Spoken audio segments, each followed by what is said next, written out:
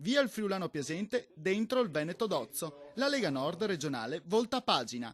A decidere il segretario federale Roberto Maroni, che non deve aver digerito l'ultimo amaro boccone, lo scandalo dei rimborsi del gruppo consigliare regionale, che ha portato in settimana alle dimissioni del vice Danilo Narduzzi e al coinvolgimento nell'inchiesta di Mara Piccin, attuale capogruppo.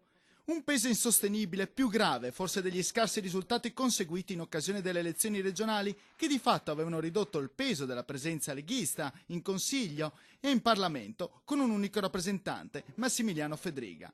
È durato così solo un anno il mandato di Piacenze, che il 27 maggio del 2012 era stato eletto dall'Assemblea e così aveva esordito ai nostri microfoni quel giorno. Per riavvicinare l'elettorato è necessario riconquistare la sua fiducia. Abbiamo capito che i temi che stanno a cuore dei cittadini sono la lotta agli sprechi, la lotta ai privilegi della politica. Dobbiamo ritornare tra la gente e portare avanti con coraggio le istanze che vengono da loro. Un anno movimentato per Piacenze, che lo aveva visto anche protagonista della nomina peraltro discussa come vicepresidente vicario d'Autovie Venete.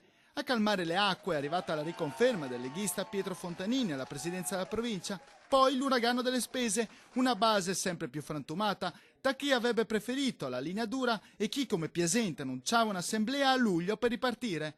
Ma a luglio l'ormai ex segretario della Lega Nord non è arrivato. È arrivato invece il commissariamento e ora anche il rischio che con la nomina di un Veneto in Consiglio regionale avvenga una diaspora e lo scioglimento del gruppo.